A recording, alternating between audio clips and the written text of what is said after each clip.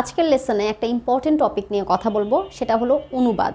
আমরা একটা ভিন্ন ভাষা যখন শিখি তখন অনুবাদ করলে, নিজের মাতৃভাষায় যখন অনুবাদ করে পড়ি সেটা সহজ হয়। তো আজকে এই অনুবাদ নিয়ে আমি কয়েকটা কথা বলবো, কারণ আমি অনেকগুলো ক্ষেত্রে দেখেছি কোনো একটা ভিডিওতে যখন ইংরেজি বলি সেটার বাংলাটা বলার পরে হয়তো অনেকে ম্যাচ করে দেখে যে এই কথার সাথে তো এই অর্থ হয় না, এইভাবে বাক্যটা মিলে না।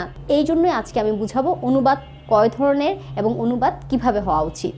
প্রকৃতপক্ষে আমরা যদি শাব্দিকভাবে একদম শব্দর অনুযায়ী অর্থ করে অনুবাদ করি, অনেক ক্ষেত্রে বাক্যগুলো বেমানান মনে হবে। আক্ষরিক অনুবাদে প্রতিটি শব্দের বা বাক্যের হুবহু অনুবাদ করা হয়। যেমন একটা উদাহরণ দিয়ে বললেই বুঝতে পারবে, I found it quite hard. ফাউন্ডের শাব্দিক অর্থ খুঁজে পেয়েছিল বা খুঁজে পেয়েছিলাম, কিন্তু এই বাক্যে আমার এটা বেশ কঠিন মনে হয়েছিল, এই অর্থ প্রকাশ করছে। এখানে যদি বলি আমি এটা বেশ কঠিন খুঁজে পেয়েছিলাম, এখানে বাক্যটি তার মূল ভাব হারায় এবং শুনতেও হাস্যকর লাগে, কারণ আক্ষরিক অনুবাদে ভাষা কখনো সাবলীল হয় না। অন্যদিকে ভাবানুবাদে মূল ভাব বজায় থাকে। এই ছাড়া প্রবাদ, প্রবচন এবং অনেক বাক্যেরই আক্ষরিক অনুবাদ করা সম্ভব হয় না। ভাবানুবাদ কিন্তু যে কোনো বাক্যেরই করা যায়। Thanks for watching. আসসালামু আলাইকুম।